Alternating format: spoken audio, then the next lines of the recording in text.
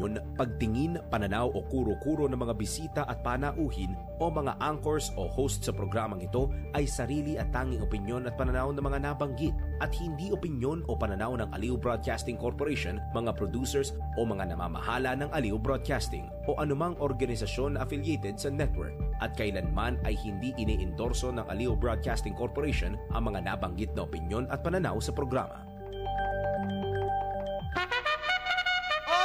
Friday ngayon! Friday! Alam mo naman ang Friday at saka Monday, magpinsan yan eh. Oo naman. Magpinsan. Humanda na sa mga malalaking balita. Trending viral. Pinag-uusapan sa buong Pilipinas at buong mundo. Ronda Pilipinas Headlines. Narito na mga headlines sa Ronda Pilipinas! Ronda Pilipinas. Bagyong Bising, patuloy na nagbabanta sa bansa. OCD, nakatutok na. Ronda Pilipinas. Inflation rate ng Pilipinas bumilis noong Hunyo. Ronda Pilipinas. Mga kaanak ng missing sabungeros nakatagdang makipagpulong kay Justice Secretary Remulla. Ronda Pilipinas. Panukalang suspindihin ang excise tax tuwing may oil price spike. Muling inihain sa Senado. Ronda Pilipinas. Ahas natagpuan sa loob ng cargo ng isang eroplano sa Australia. Ronda Pilipinas. Pilipinas napiling maging host ng FIBA Women's Asia Cup 2027. Ronda Pilipinas. Iba na naman yata preparasyon doon. Baka mamaya magkagulo na naman sa EDSA. Traffic na naman. Ano ang dapat nating asahan kay Bagyong Bising over the weekend? Alamin natin sa weather report live ni Daryl Justin. Ronda Pilipinas. Wamos Cruz inoperahan sa pati ito, malaking balita ito at makaka-apekto sa ekonomiya ng Pilipinas. Wamos Cruz inoperahan sa Luslos. Ronda Pilipinas. Ay, nangaliwa si Mr. Hindi ba matapos to hanggang ngayon? Nangaliwa si Mr. pero hindi naman daw sinasadya. Alamin ang kaparusahan sa NBI. Nako, bawal ito. Ronda Pilipinas. Totoo nga ba na minsan ang pinaka-charming na tao ay may pinakatatagong galit? O kasamaan? Mamaya, let's prove it! Ronda Pilipinas. Bahay ni dating Pangulong Duterte, ibinebenta na daw. Is it a fact or fake? Alamin! Ronda Pilipinas. Ang mga malalaking mga balita, ang mga matitinding mga pinag-uusapan, ang mga maiinit at pinagtatalunang mga issue. Lahat hagip, lahat malalaman. Hindi lang sa buong Metro at Mega Manila. Kasama na ang buong Pilipinas. Hahagupit na ang mga malalaking issue sa Ronda Pilipinas. Live na live sa DWIZ AM Metro at Mega Manila. Naka-live din sa DWIZ News FM Regional Stations. Naka-live din sa Radyo Ronda AM Radio sa Pilipinas. Live ding mapapanood sa Aliw 23 Free TV. At naka-live din sa lahat ng DWIZ Digital News accounts, Facebook, YouTube at DWIZ News website. Ronda Pilipinas. Wala nang mahuhuli sa balita. Wala nang maiiwanang issue na hindi mo alam. Ngayon, updated ka na sa Ronda Pilipinas. Kasama si Dennis Antenor Jr. Ronda Pilipinas. Aha! Aha! Ayan na! Ayan na, ayan na, ayan na, ayan na! Yun! Razorheads pa rin, ano? Mm-hmm. No. Yeah. Pa rin, ano? Yan! Yun! Mm-hmm. Pinakikigan ko pa rin. Nagpiplaylist pa rin ako ng Spotify ng Razorheads. Sanda na yun. Oo. Diba? Mm-hmm. Sanda pa rin. Maling akala. Marami yan. Akala ng mga mayor. Yan! Si Mayor na naman! Akala ng mga mayor, Yeah. ulan. Ah. Kaya nagsuspinde. Ah. Ang problema, Umaraw! hindi na. Pasikat ka rin eh, no? Suspindi ka pa ng maaga. Nagparamdam na ba sa'yo yon? Sino? Yung mayor? Yung kaibigan. Hoy, baka kayo maapektuhan ha dahil baka magtaka po kayo yung mga streaming sites, ha? Mm. Yung Netflix. Nako. Meron ba kayo noon? Netflix. Yeah. Mm. Ano pa meron? HBO. Disney Plus. Merong Disney Plus. Mhm. Merong Amazon ano pa? Prime. Ha? Amazon Prime. Amazon Prime. Yan, ay, meron ako yan. Ayan. Mama. Tapos yung sa Apple. Ano ba yung sa Apple? Apple TV. Apple TV. Mm. Yan. Yan ay tataas ang presyo. Baka kayo magulat, ha? Dahil yan sa tax. Doon sa VAT. Ha? O, ito malungkot. Sabi nung yan, meron kayong tax, ganito, ganyan. Yan. Palagay nyo, kanino ipapasa yan? Sino ang kawawa? Ito, nalagyan natin ng VAT, yung mga streaming sites na yan. Lagyan ng ano yan, ng tax yan. Ng ganito yan. O, nalagyan. O, sino ngayon ang magbabayad yan? Sila ba? Hindi. Di ba? Tingnan nyo yung mga bill ninyo, tumaas. O, sino ngayon ang magbabayad yan? Tingnan nyo, yung Netflix nyo tumaas. Ano pa, yung mga Disney Plus tumaas. Yung mga HBO tumaas. O, tingnan nyo. Ha? Kahit yung mga Spotify.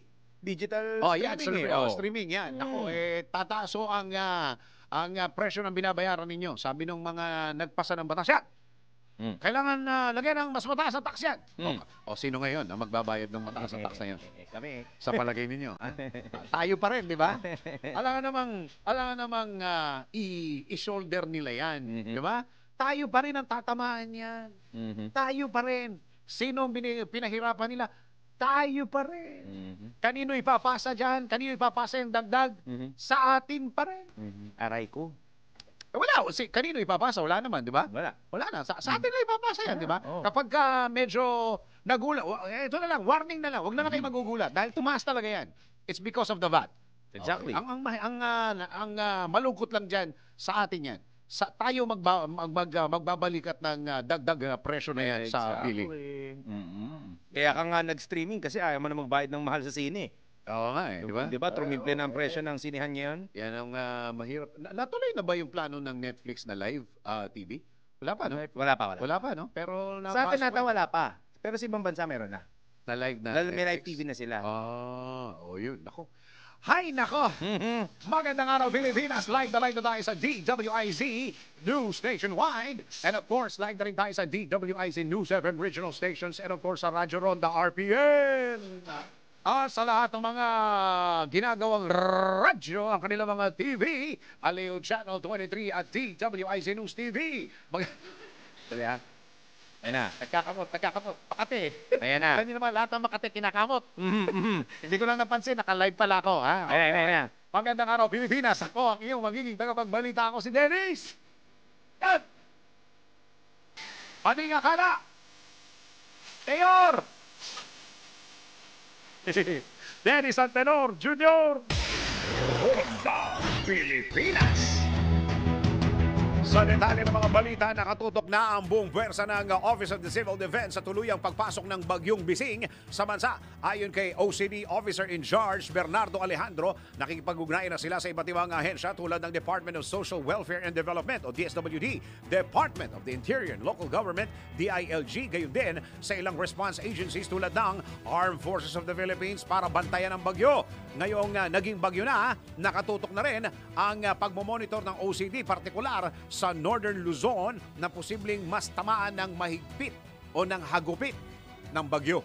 Meron kaming mga specific divisions na na-train at handang-handa mag-operate 24/7. So yan po ang mandato ng Office of Civil Defense. May sistema kaming ini-implement, may mga tauhan na tayo, and of course kahit sabihin natin kulang yan, ay ginagampanan namin at may mga regional offices naman tayo na talagang nakahanda at always ready to perform their mandate. Kasi sinabi ho ng otoridad ng mga tipong LGU po, mga barangay captain na lumikas na ho kayo. Buhay ho ang pinag-uusapan diyan. Nagbigay na rin ng abiso ang OCD sa mga high-risk areas na potensyal na magkaroon ng landslide at flash flood sa malaking bahagi ng Luzon. Kung kailangan talaga, may mga early signs or early warnings tayong trigger, ay kailangan i-implement yung evacuation, no, for safety. So yan po ay inaasahan natin dyan na malaking role ang ating mga local government units, yung ating mga kasamaan, lalo na sa barangay, na alam naman nila kung saan yung mga delikadong lugar. So inaasahan natin through our constant reminder sa kanila na dapat i-implement na nila ngayon pa lang yung kanilang mga contingency plans.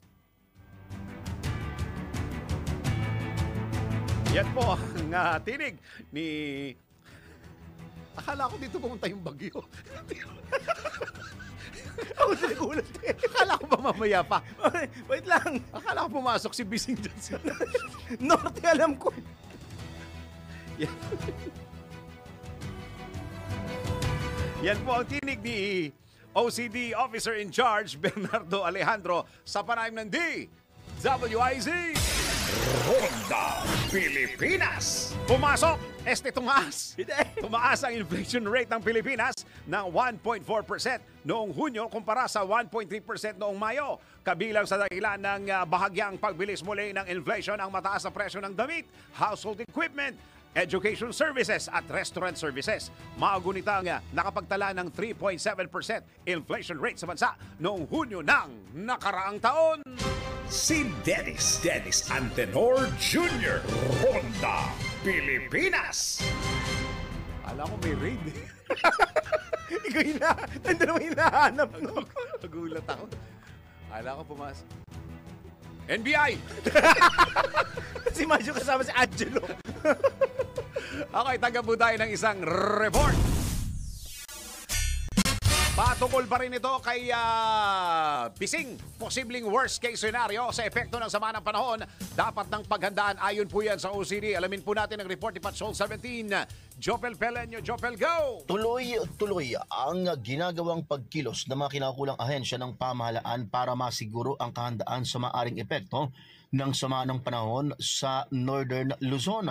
Payag ni OCD Deputy Administrator for Operations Assistant Secretary Cesar Idio, hindi sila pwedeng maging kampante dahil kailangang paghandaan ang anumang worst case scenario. Una nang itinaas ng NDRRMC ang Blue Alert status kasunod ng mabilis na pagbabago ng panahon. Base sa ulat ng Pag-asa, isa ng ganap na bagyo ang binabantayang LPA na tinawag na Typhoon Bising. Ito si Patrol 17 Chopel Pileño.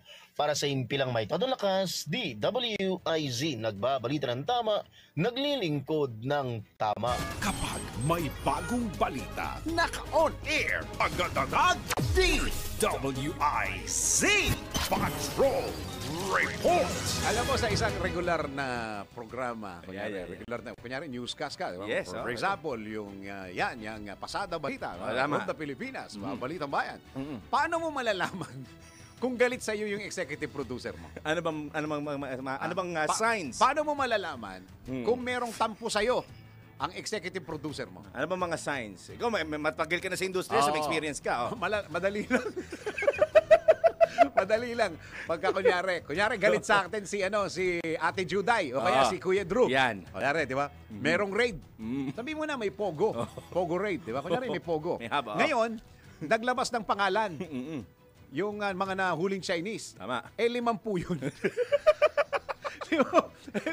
50 yung Chinese na pangalan. At ang mga nahuli, sina Wotong Chong.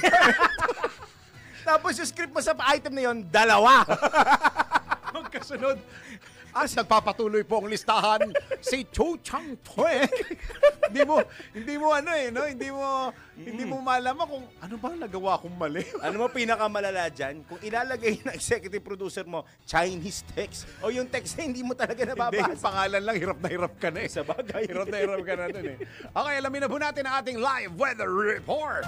Pinakahuli, pinaka-latest, pinaka-napapanahon, whether we like it or not, ito ang magiging DWIZ Weather Report. 10 minuto pa. 10 minuto na, hindi pa tapos yung report. Isang item pa lang yun. Alamin natin ang ating magiging panahon. Makasama si Daryl Justin. Ay, naku po. Good morning. At least alam nating Friday, masaya mga tao ngayon. Very active. Ingat lang po doon ho sa mga datatnan ng bagyo. Ayo, Oo. Ano lang po ito pagka ho kayo sinabihan na lumikas na ho kayo. Tama. Wag ho matigas ang ulo. Dahil yung iba, ayaw iwan yung bahay. Diba? Ayaw iwan yung bahay, baka daw manakawan. Buhay ho, pinag-uusapan diyan. Exactly. Buhay ho, pinag-uusapan. Ang pinakamaganda po, daig ng maagap ang masipag. Tama. Kaya kailangan, nagre-ready na po tayo. Maging ready na po tayo. Kailangan na, mali yata yung kasabihan ko. Daig Hindi, na maging maaga ready. pang masikap. Masipag. Masipag ba? Masipag. Oo, kasi ibig sabihin ng maaga, nagpaplano. Tama rin pala ako. Tama rin ako. Okay. Hindi tayo iba. Yeah, Basta tama. Yan, okay. Ito na po, may update tayo ngayon sa bagyong si Bising. Bagamat yung full tropical cyclone bulletin ay mamaya pa po lalabas ito alas 11 ng umaga. Si Tropical Depression Bising wala po sa station namin, ha? Ito po ay nasa loob na Philippine area. Sigurado ka? Dito. Wala dito, nasa labas. Ito, sa layong 270 kilometers, kanluran ng Calayan, Cagayan. Meron itong taglay na lakas ng hangin na aabot po sa 55 kilometers per hour malapit sa gitna. Hindi naman parang 55 kilometers yung kanina. At pagbugsong aabot 70 kilometers per hour. Kumikilos po ito pa west-southwest o kanluran, timog kanluran sa bilis ng 15 kilometro kada oras. Sa kasalukuyan, southwest monsoon po ay nakakapekto pa rin po sa central at southern Luzon, Visayas at Mindanao. Kaya makasa po yung mga nabanggit na lugar na yon ng bahagyo na maulap na papawili na may mga pabugso-bugsong mga ulan, kulog at kidlat. Ayan ang inaasahan natin. Nakataas po ngayon. Yun. Hindi naman, buti hindi ka pumindot ng ganyan. Signal number 1 po, nakataas po ang signal. Mas matindi yung kanina. Hinihintay ko nga, paano may sound effects yun.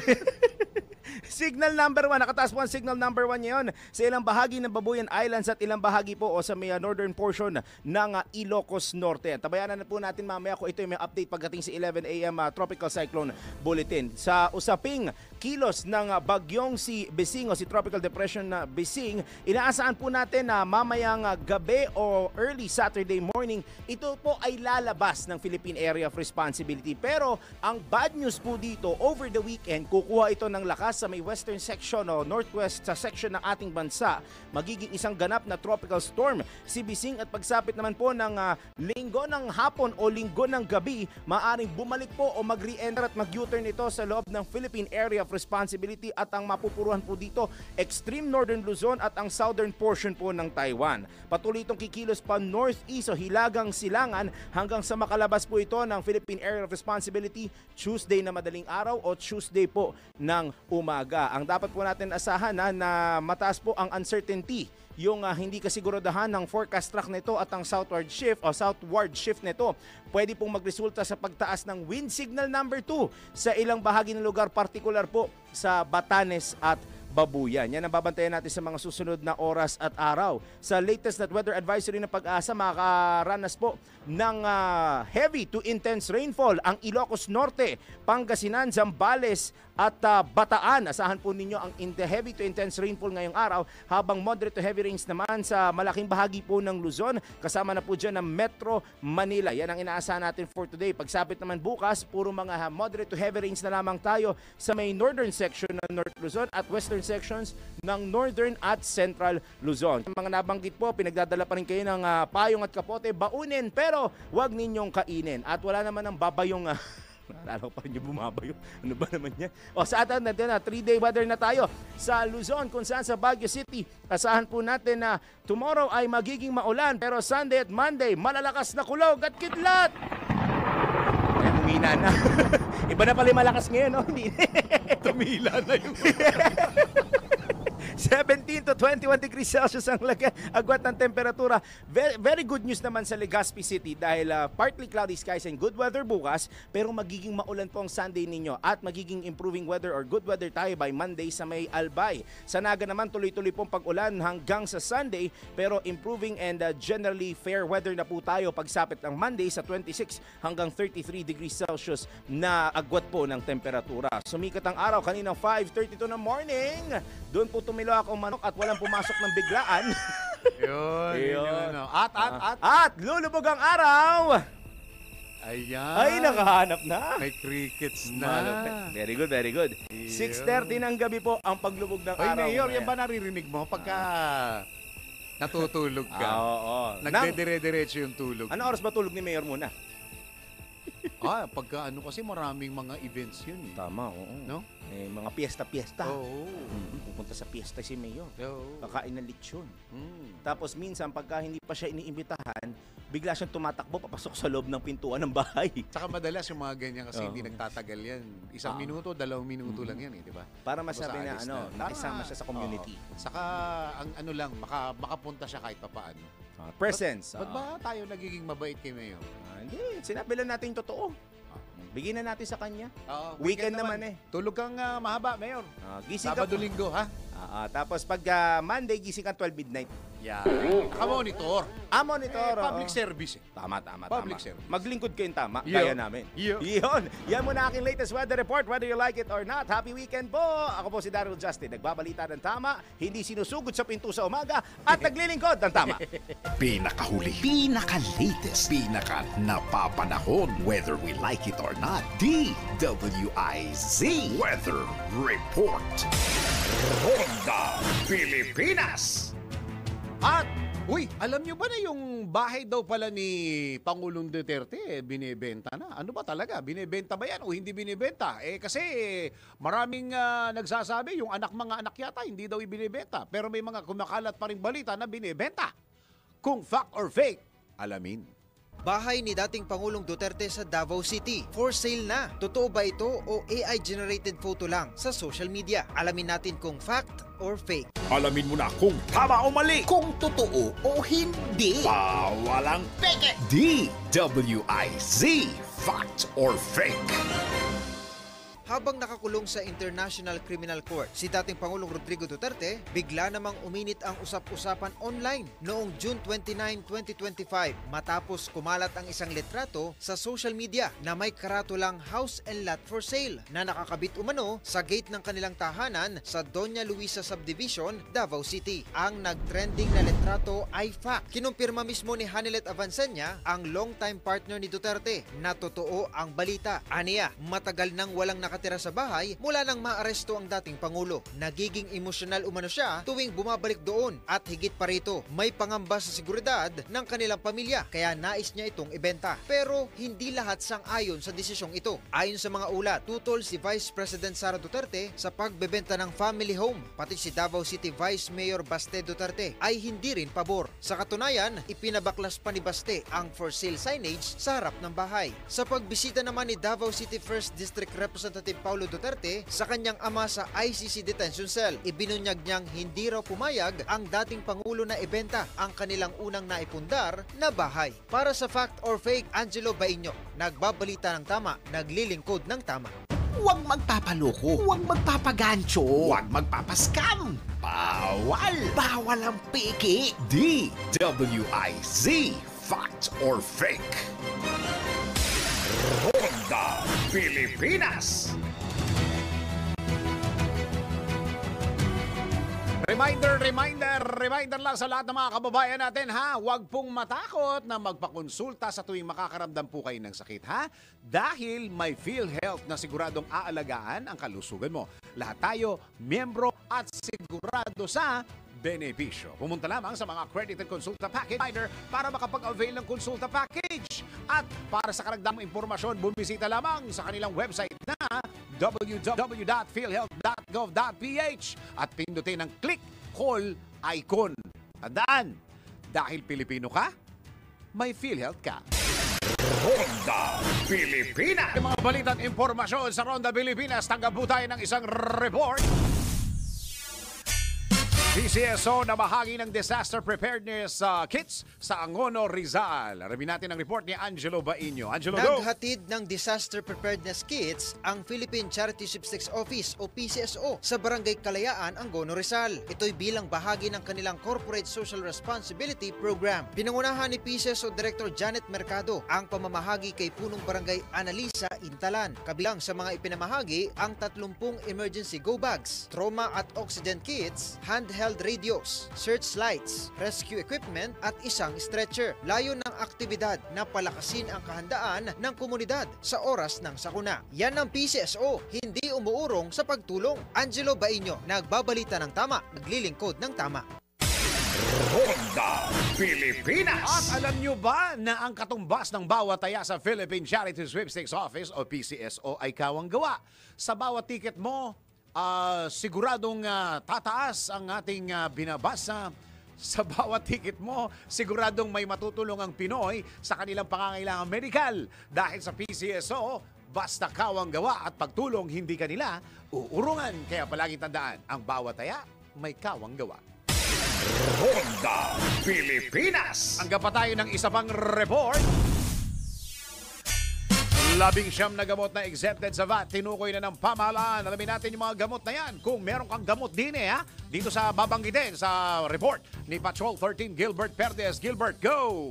Inanunsyo ng BIR na epektibo na ang bagong listahan ng mga bagong gamot na hindi babatawan ng VAT. Alinsunod na rin sa memorandum circulars na nilabas ng ahensya sa Bagong Pilipinas ngayon. Sinabi ni BIR Commissioner Romeo Lumagi Jr. na inilabas ang circular noong June 11, 2025 upang ipalaganap ang rekomendasyon ng FTA ukol sa karagdagang siyam na gamot na VAT exempt. Kabilang anya sa mga ito ang mga gamot sa cancer, diabetes, hypertension, kidney disease at tuberculosis. Kasunod nito ay nilabas din ng isa pang circular na nagtatalaga naman ng karagdagang 3 gamot para naman sa mental illness bilang bahagi ng VAT exemption. Binanggit ni Lumagi na ang VAT exemption ay alinsunod na rin sa Create Law at Train Law na nagbibigay ng VAT exemption para sa mga piling health products. Kapag may opisyal na raw na advisory mula sa FDA, agad itong nagiging epektibo at pinatutupad ng BIR at iba pang ahensyang sangkot dito. Patrol 13, Gilbert Perdes para sa impilang may totolas. DWIZ, nagbabalita ng tama, naglilingkod ng tama. Ronda Pilipinas. Samantala, isa pang report. Pulong ng DOJ at mga kaanak ng mga nawawalang mga sabungeros. Nagsimula na. May meeting ba ito dahil sa press con kahapon? Alamin natin ang detalye mula kay Patrol 24, June Samson. Kuyang June! Kuyang Dennis, kasalukuyan ng nakikipagpulong sa Department of Justice sa mga kaanak ng nawawalang mga sabungero. Partikular sa humarap sa kanila sa isang closed-door meeting ay si Justice Assistant Secretary Eliseo Cruz.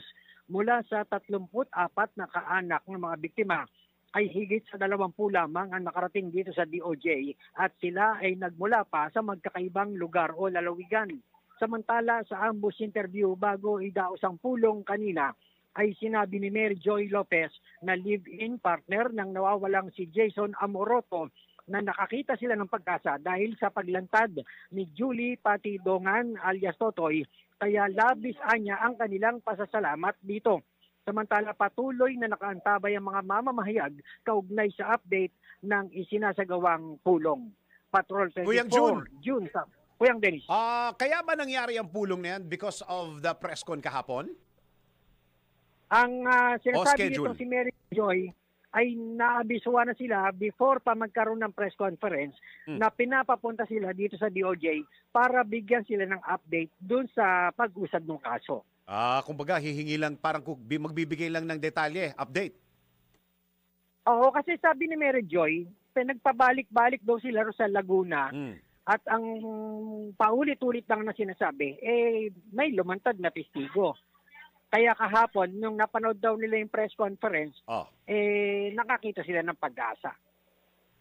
Pag-asa na malapit nang matapos yung kaso o pag-asa na si Ginoong Atong ang nasa likod na malaman na totoo, parang ganon?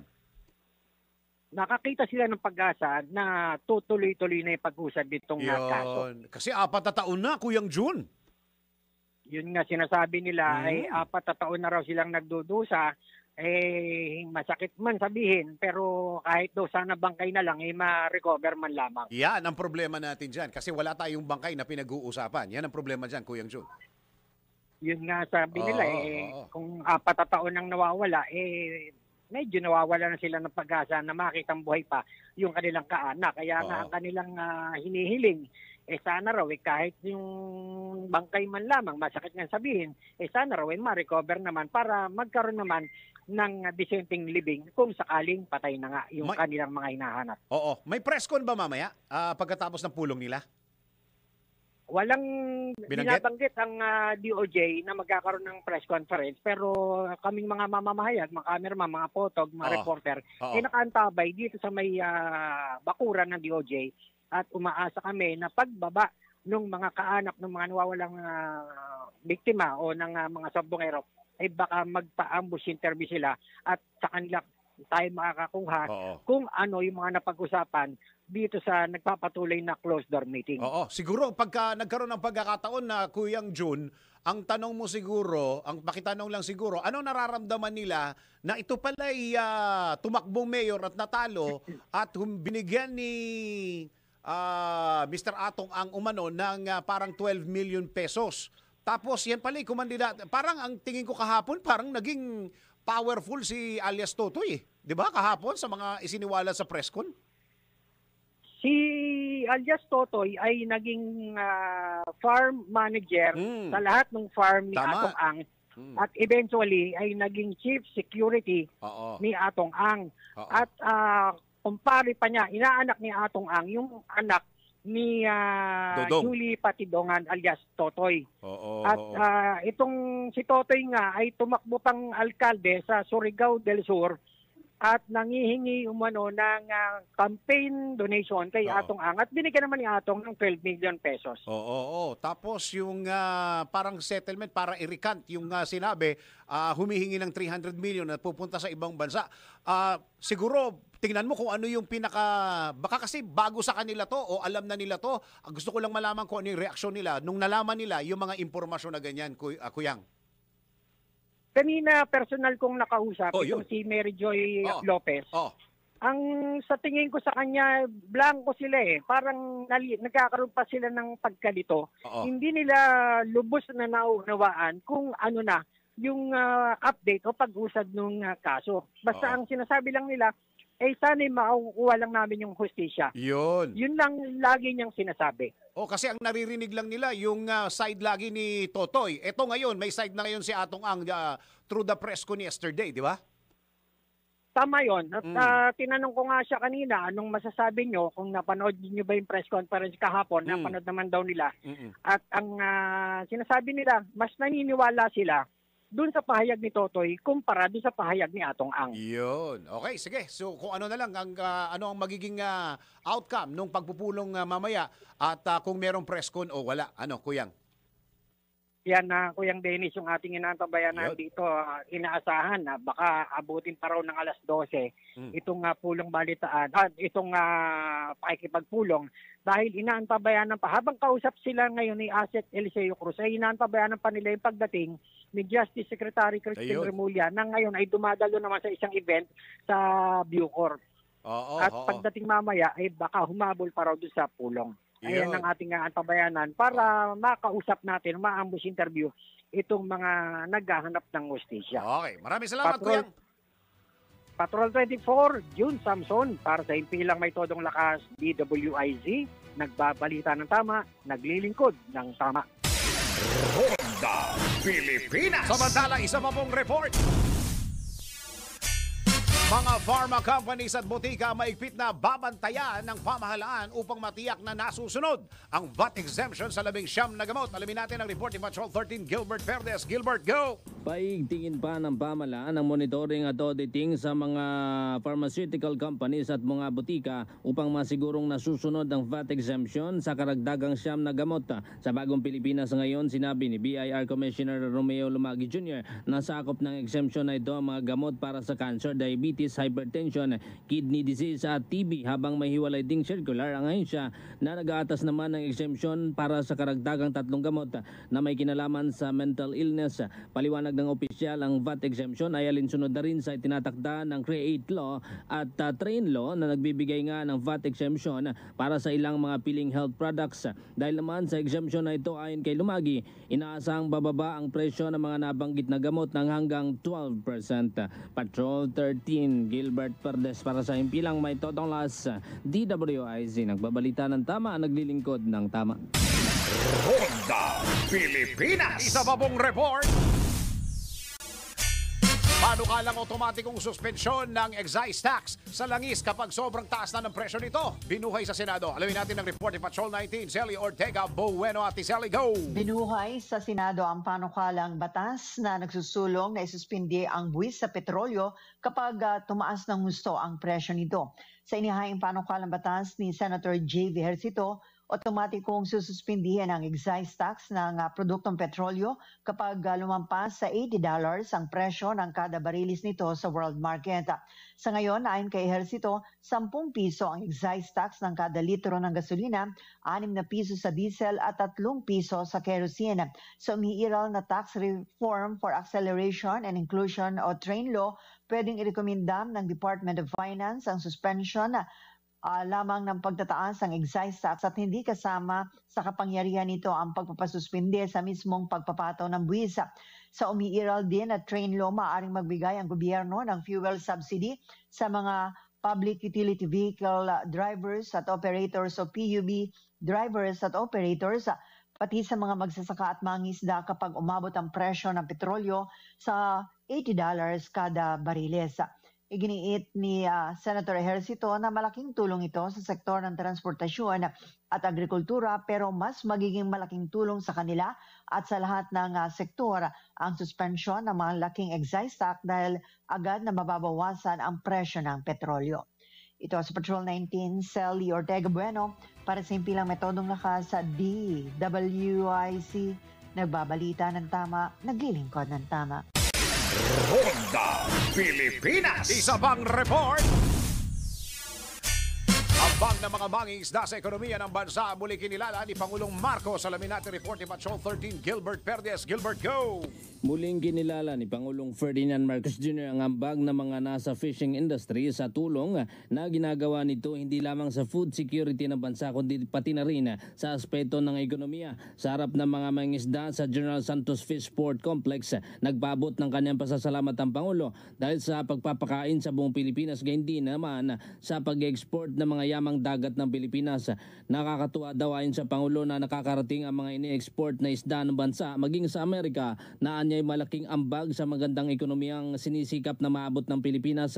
Kaya pagtiyak ng Pangulo, nakaalalay ang gobyerno para maalalayan nga mga mangisda sa pamagitan ng Department of Agriculture na kung saan ay mismong kalihim nito na si Secretary Francisco Cho Laurel ay kilala kabilang din dati sa fishing industry na siyang tumutulong sa mga ito.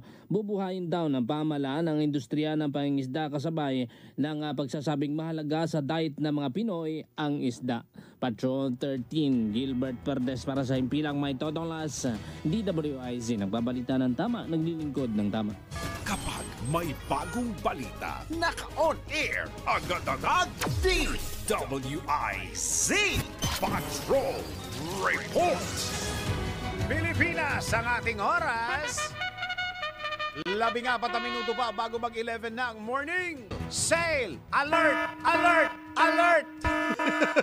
Yung mga gustong mamili, dumating na ang hashtag end of season sale sa SM Supermalls. Hanggang 70% off sa home, electronics at fashion. Mag-upgrade at i-refresh ang inyong mga wardrobe sa biggest sale ng taon.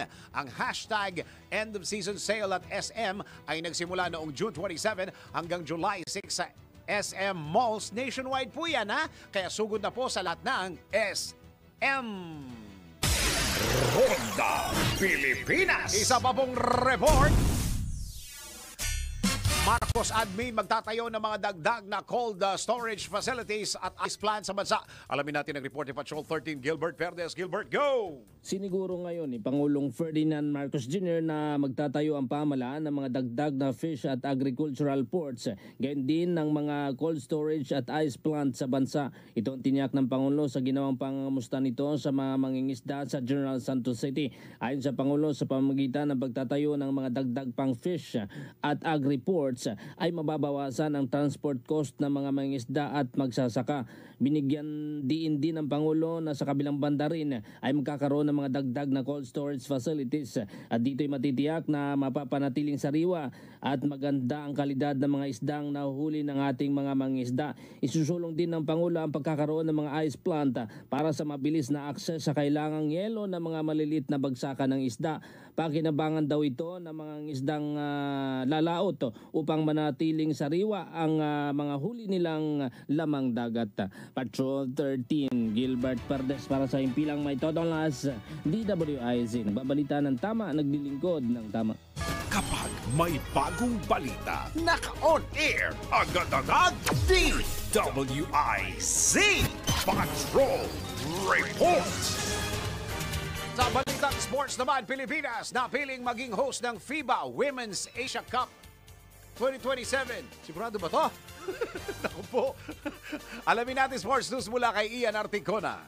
Sa mundo ng palakasan, ang latest malalaman sa DWIZ Sports News.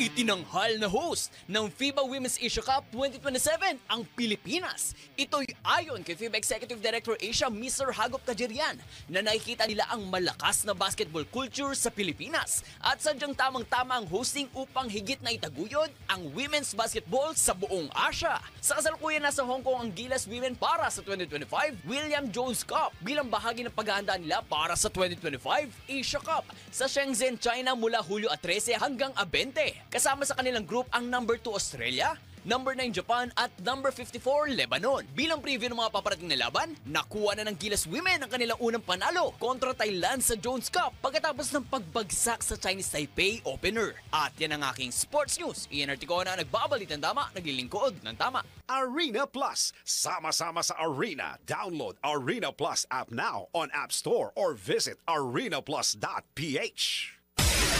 Ronda Pilipinas. Mga balitang dapat alam mo kahit sa labas ng bansa. DWIZ Balita sa ibang bansa. Uy!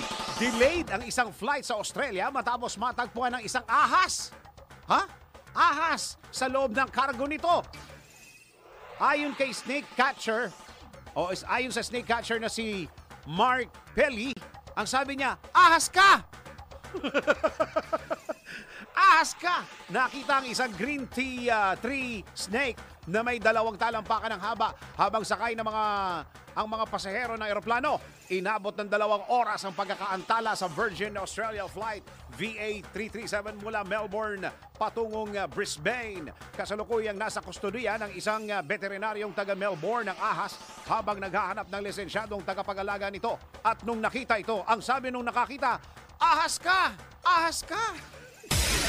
Ronda Pilipinas. Ito na ang latest, bagong-bago, fresh na fresh. DWIZ Showbiz News. At narito na ang balitang yayanig sa ekonomiya ng buong mundo. Wamos Cruise, inoperahan sa Los. Baka darating ang pati tuloy talaga ipabalita na natin. Ha? Okay, showbiz balita mula kay Anton. Para sa aking balitang showbiz, kinumpirma ng social media personality na si Wamos Cruz na totoong na-confine siya sa ospital para magpa-opera. Sa pamamagitan ng kanyang Facebook page, ipinost nito ang mixing video na nakahiga siya sa hospital bed. Nilagyan niya ito ng caption in capital letters na, "Pina-opera ko ang luslos ko." Ayon sa partner nito na si Anthony Gale, bata pa lamang si Wamos ay may luslos na ito. Noong July 1 naman ay nagpost si Wamos sa kanyang Facebook page pa rin kung saan sinabi nito na natapos at naging successful ang surgery na ginawa sa kanya. Sa sumunod na post nito ay sinabi ni Wamos na naka-bed rest siya para mabilis ang kanyang pagaling. Pero nagulat naman ang mga netizen ang sabihin nito na umabot na sa 409,000 pesos ang nagastos niya sa pagpapaopera ng kanyang luslos at pag-stay niya sa hospital. At iyan aking balitang showbiz para sa impilang metodong lakas, DWIZ. Ako si Anton, nagbabalita ng tama, naglilingkod ng tama. Ang balitang ito ay inihatid sa inyo ng Bingo Plus. Download Bingo Plus app now on Google Play and Apple App Store for a chance to win up to 935 million pesos jackpot prize. Visit bingoplus.com to learn more. With Bingo Plus, bingo sa saya, plus sa panalo. Gaming is for 21 years old and above only. Game responsibly, keep it fun. Ronda Pilipinas. Oh, siniraan ka ba online? Ang nangutang sa'yo.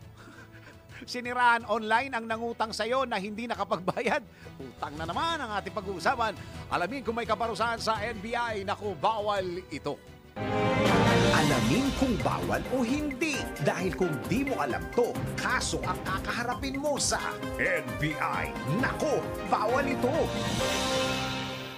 Siniraan mo online ang nangutang sa'yo? Nako, bawal ito. Sa panahon ngayon, tila mas mabilis pa sa balita ang post sa social media. Kahit maski utang sa'yo, maaari nang gawing content. Pero paano kung hindi makapagbayad ang umutang sa'yo? Kaya nag-ingay ka online at isiniwalat mo ang kanyang pangalan at picture sa publiko. Nako, alam mo bang labag sa batas yan? Ayon sa Republic Act No. 10175, maituturing na cyber libel ang pamamahiya o paninirampuri sa isang tao sa pamamagitan ng internet o anumang online platform. Ang anumang post online ay maituturing na cyber libel kung ito'y may malisyosong pahayag laban sa isang tao. Ang post ay isinapubliko. Ang post ay nakasisira ng reputasyon at intentional itong ginawa. Maituturing naman itong libel sa ilalim ng Article 353 ng Revised Penal Code kung ang akusasyon ay isinapubliko at nakasisira sa pangalan ng isang tao kahit na hindi ginawa online.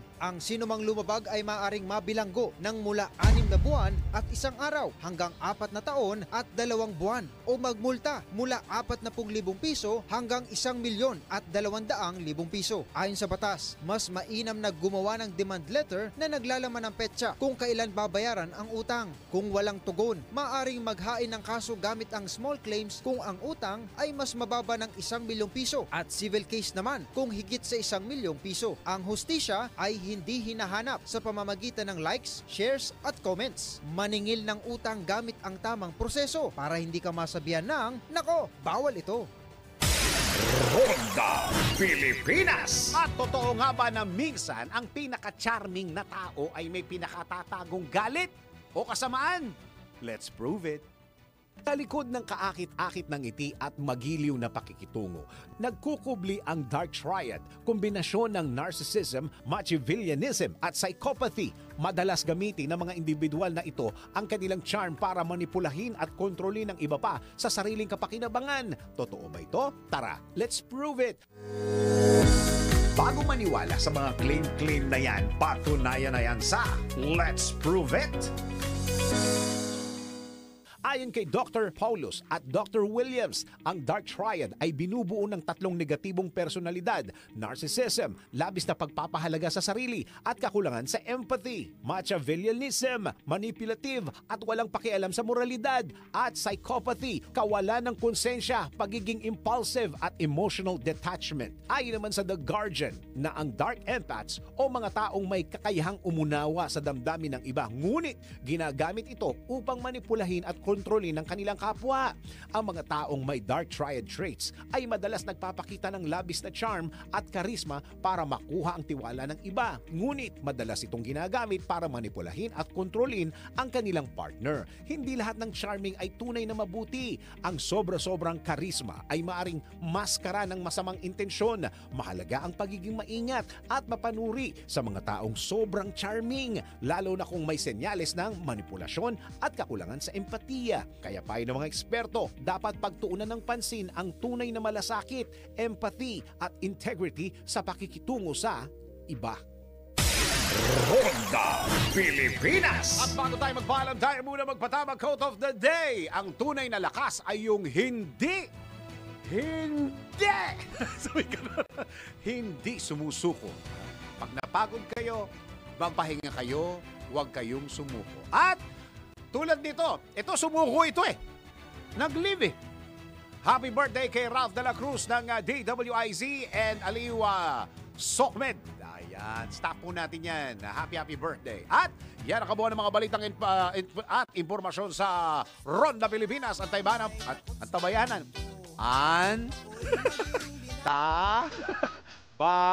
Bayanan ang susunod na programang Yes, Yes, Yo, Topacio with Attorney Bernie Topacio and Miss Judy de Guzman. Maraming salamat Pilipinas. Ako ang iyong naging tagapagbalita ko si Dennis. Dennis Antenor Jr. nagbabalita ng tama, naglilingkod ng tama. Ang mga